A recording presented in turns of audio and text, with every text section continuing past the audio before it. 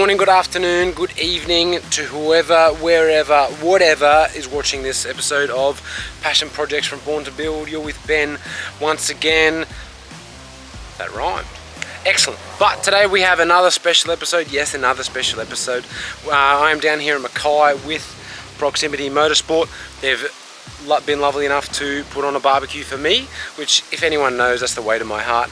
And then I'm going to shoot some of their customer cars and their cars today. So hope you guys enjoy this. I have some pretty cool cars in today. I have actually some really interesting builds and something you guys might not have seen before. I'm not going to tell you what it is. So let's dive in, guys. Heaps of cars to get through today. Some real special ones, some real cool ones, and something a little bit evil. So let's dive in. Thanks again.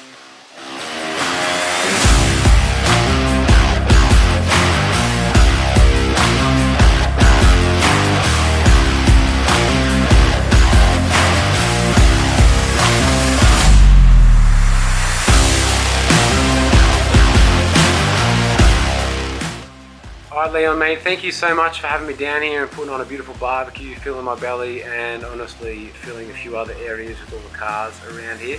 I'm absolutely loving it. We're in your office for your interview today because it is absolutely pumping wind outside. I cannot express how thankful I am to be invited down here. But let's break down Proximity, man. Like, it's a cool workshop. We've got cool cars, variety from American muscle, Japanese, drift cars, street cars, all of the above. What made you start Proximity Motorsport?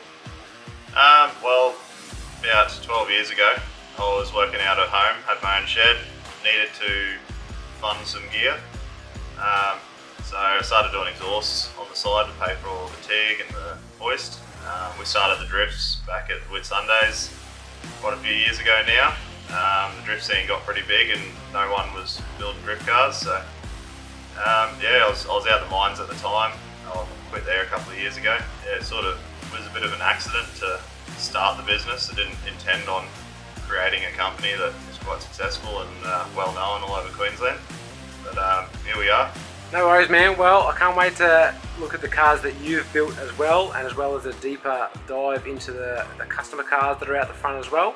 And yeah, as I said it before, I'm super grateful for the invitation down here and I can't wait to dive in. So how about we go for a walk? Yep, sounds good. Let's have a look.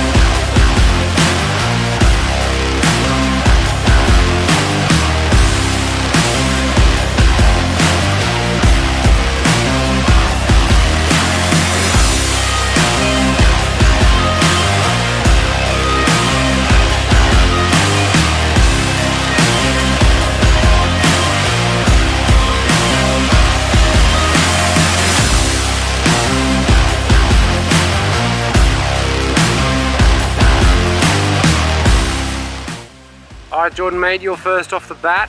This 370 looks pretty wild, if I must say so myself. What's going on with it? Alright, so this is my 2014 Nissan 370Z. We've basically called it the Proximity Edition Z. Has had the twin turbo conversion put on it. It's got the various front end and yeah, it drives like an absolute dream. Plenty of power, lots of fun.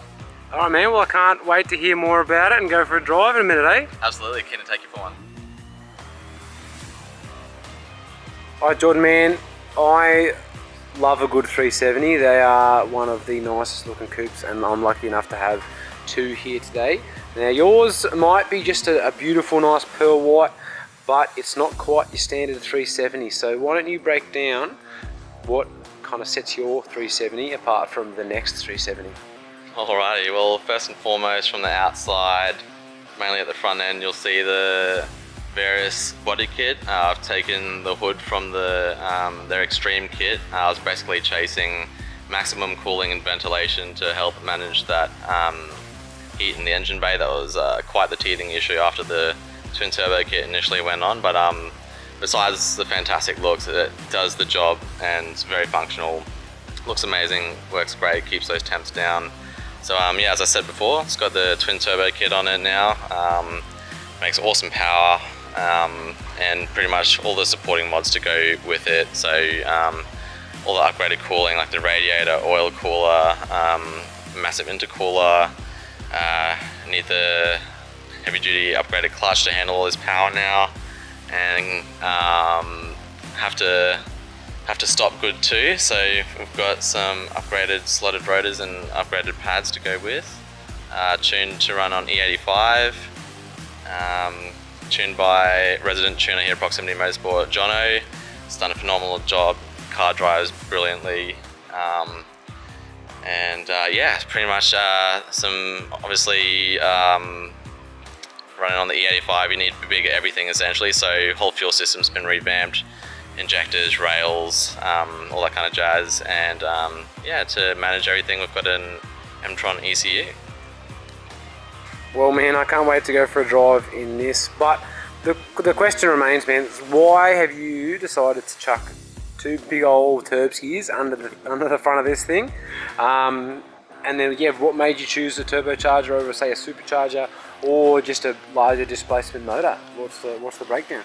Alrighty, so pretty much ever since I first saw a 370Z on the road, I fell in love with it straight away, and I thought, yeah, I eventually would really love to own this car. And then yeah, the opportunity came up, and eventually got around to buying one. And the first thing I noticed straight away was just how quiet it sounded from factory. So the very first thing I did was get an exhaust system, which kind of cut the mustard for a bit. And then my best friend, who was a mechanic at the time as well, he introduced me to the turbocharger life, and I just thought, oh, this would be the wildest thing to get a turbo system on the 370Z. And sure enough, after a lot of blood, sweat and tears and effort, we finally pulled it off, and it is the craziest 370 ever in my eyes, and I love it so much. So yeah, pretty much the reason for going down the turbocharger route as opposed to supercharging or just complete engine swap, initially came to the guys at Proximity here, and we were talking about which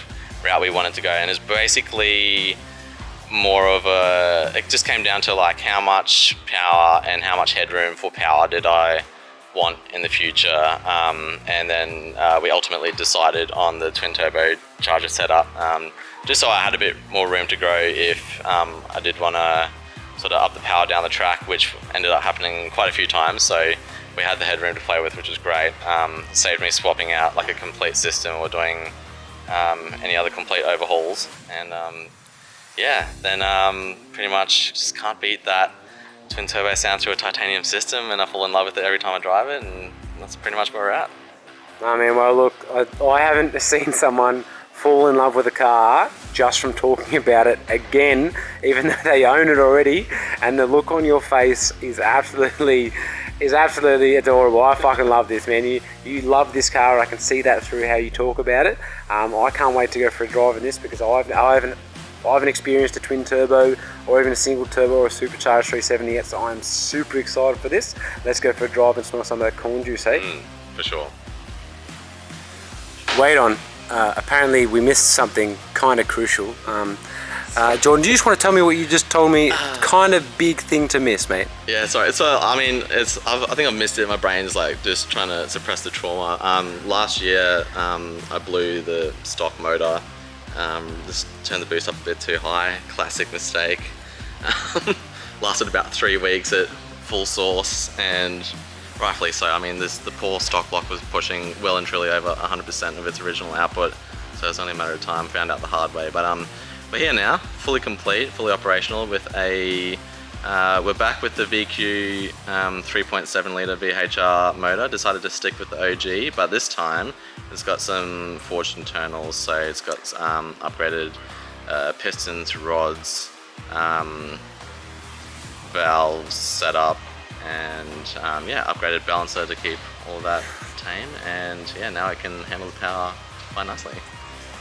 Well, yep, there you go, guys. A little bit of crucial information missed in his original description, but now it's time for a drive. Let's go.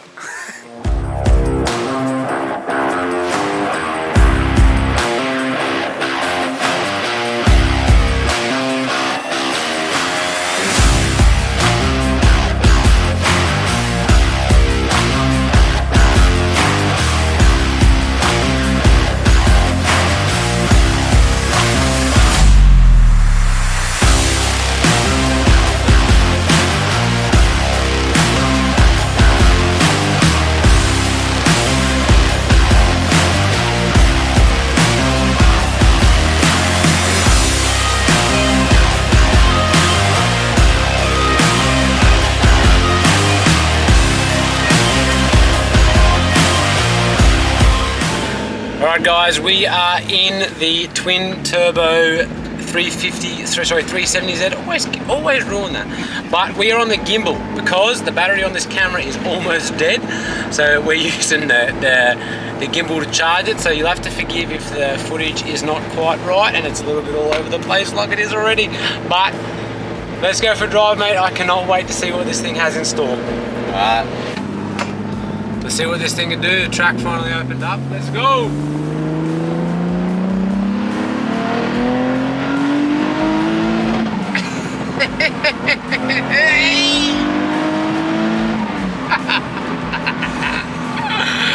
Oh man, that is a whole lot of fun. That just goes to show you don't need 1,000 horsepower to have a fun car, because this thing is wicked. This never gets old. Oh man, this thing's sick. If anyone else is thinking about turbocharging their 370 or even their 350 or whatever their Nissan does, a VQ series of motor, I recommend it. This is a hoot. Sounds good, drives nice. But Easy Man, thank you very much for this. This has been an absolute pleasure. Something completely new to me and I love it. Alright guys, that is enough for this episode of Proximity Motorsport Passion Projects. To be honest, I'm not going to lie to you, I don't know how many cars I've put in this episode and I don't know how many cars are left. So I'm going to cut it here. We have a couple left, we might not have more left. I don't know, honestly, I have no idea. I'm just winging it because I don't want to make these too long, and I also want to give everyone enough time in their clips to really showcase these builds, because these are unreal. Like, they're just sick, and I think I'm gonna want to hang out here a little bit more often, so I'm just gonna drive on down. So thanks for watching, guys. This is episode 1 of however many, and yeah, stay tuned for the next episode of Passion Projects with Proximity Motorsports Mackay. Thanks for watching, guys.